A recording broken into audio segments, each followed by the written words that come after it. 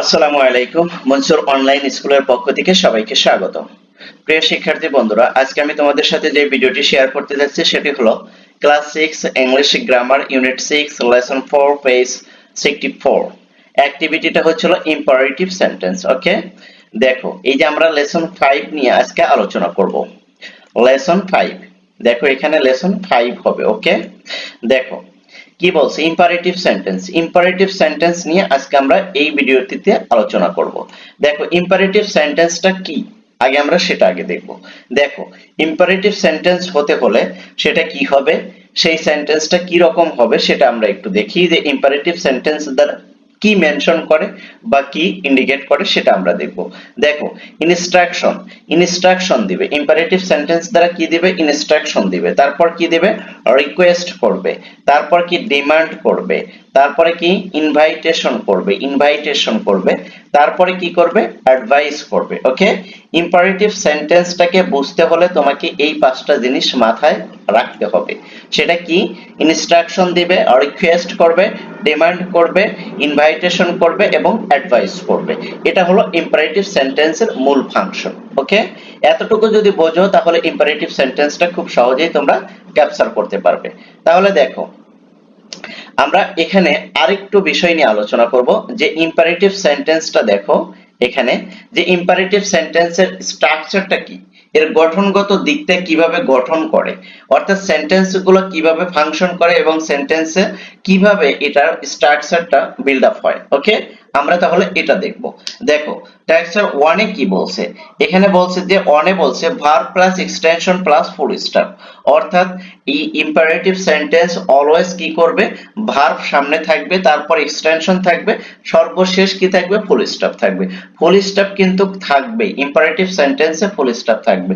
আর imperative সেন্টেন্সে কখনোই subject কখনো কি থাকবে না? প্রকাশ্যে থাকবে না, উজ্জ্ব থাকবে।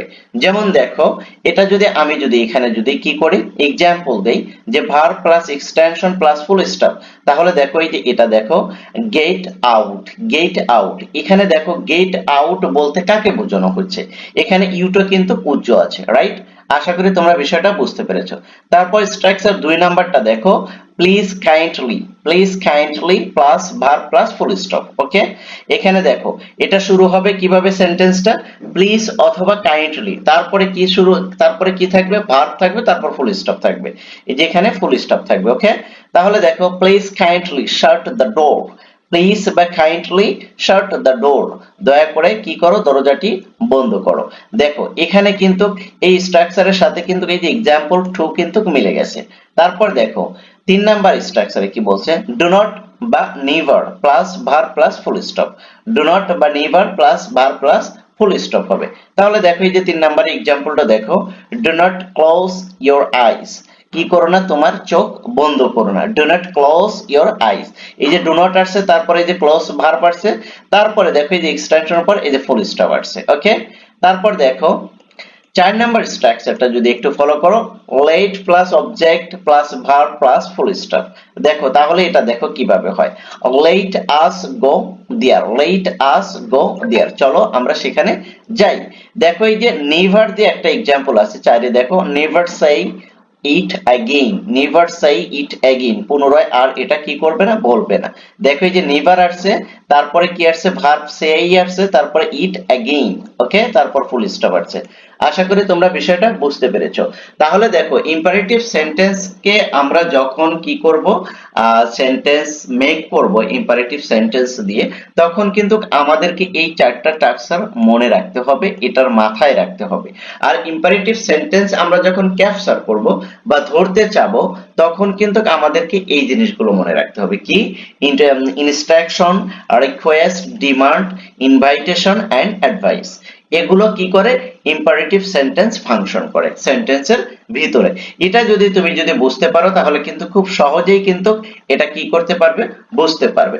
সেই সাথে ইম্পারেটিভ সেন্টেন্সের যে স্ট্রাকচার রয়েছে এটা তোমাকে মুখস্থ রাখতে হবে, যে কিভাবে ইম্পারেটিভ সেন্টেন্সটা কি করে? সেন্টেন্স গঠন করে। এটা তোমাকে কিন্তু মাস্ট বি জানতে হবে। এটা যদি না জানো তাহলে কিন্তু তুমি ইম্পারেটিভ সেন্টেন্স দিয়ে কখনোই সেন্টেন্স মেক করতে পারবে না। আর সেন্টেন্স মেক যদি না করতে পারো তাহলে ইম্পারেটিভ ইম্পারেটিভ সেন্টেন্স তুমি ইউজও করতে পারবে না। So be careful this structure. Okay okay, তাহলে আমরা এবার চলো আমাদের লেসনে চলে যাই। দেখো 5 নাম্বার লেসনে কি বলছে। 5 নাম্বার লেসনে বলছে read the text and answer the question below it। দেখো আগে কি বলছে, read the text, এই টেক্সটটি পড়ো and answer the question below, এবং নিচের কোশ্চেনের উত্তর দিবে। ওকে, দেখো কি বলছে, ডিয়ার স্টুডেন্টস, প্রিয় স্টুডেন্টস, সাইলেন্স প্লিজ, কি করো, সাইলেন্স করো, অর্থাৎ তোমরা চুপ হয়ে যাও, লুক এট মি, এবং আমার দিকে তাকাও, try to guess what I want to tell you by my body language.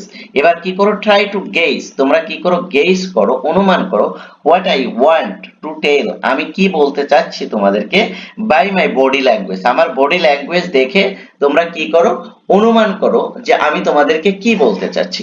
তারপর দেখো, প্লিজ কিপ সাইলেন্ট, কি করো, দয়া করে সাইলেন্ট হয়ে যাও, সাইলেন্ট রাখো, নাও গো straight and left, now go straight and left, তোমরা কি করো, আগে যাও, নাও এখন যাও, straight forward যাও, সোজা যাও, and left, এবং কি করো, লেফট যাবে, ক্রস টু ব্লকস, আর তোমরা কি করবে, ব্লক ক্রস করবে, টার্ন রাইট, তারপর কি করবে, রাইট দিকে ঘুরবে, find out the right building, আর তোমরা কি পাবে, find out the right building, একটা লাল বিল্ডিং পাবে, speak to the security people there, আর সেখানে কি করবে, স্পিক টু দ্য সিকিউরিটি, আর তোমরা সেখানে কথা বলবে লোকের সাথে, কোন লোকের সাথে, সিকিউরিটি লোকের সাথে তোমরা কথা বলবে, টেল দেম, সে বলবে, দ্যাট ইউ আর ফ্রম, কি, টেল দেম, তাকে তোমরা বলবে, দ্যাট ইউ আর ফ্রম, কি,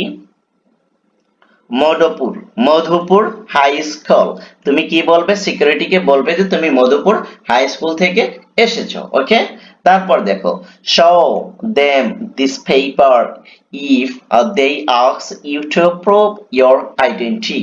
দেখো, শো দেম দিস পেপার, তুমি কি করবে, এই পেপার গুলো তাকে শো করাবে, ইফ যদি, they ask you to prove, সে যদি তোমাকে চায়, প্রুফ চায়, তাহলে কি করবে, ইওর আইডেন্টিটি, তুমি তোমার আইডেন্টিটিটা দেখাবে, ডোন্ট ইন্টার, তুমি কি করবে না, প্রবেশ করবে না, ইনসাইড, ভিতরে, আনটিল, যতক্ষণ পর্যন্ত, they ask you to do that and don't lose this paper please। Okay, এটার মিনিংটা হচ্ছে এরকম, ডোন্ট ইন্টার, তুমি কি করবে না, প্রবেশ করবে না, ইনসাইড, আনটিল, ভিতরে, আনটিল দে আস্ক ইউ, যতক্ষণ পর্যন্ত তোমাকে কি না দেয়, জিজ্ঞাসা করে, ইউ টু ডু, তুমি কি করতে চাও, দ্যাট, এখানে and don't lose this paper, এবং কি করবে না, এই পেপারটা তুমি হারাবে না, প্লিজ, দয়া করে এই পেপারটা তুমি কি করবে না, হারাবে না।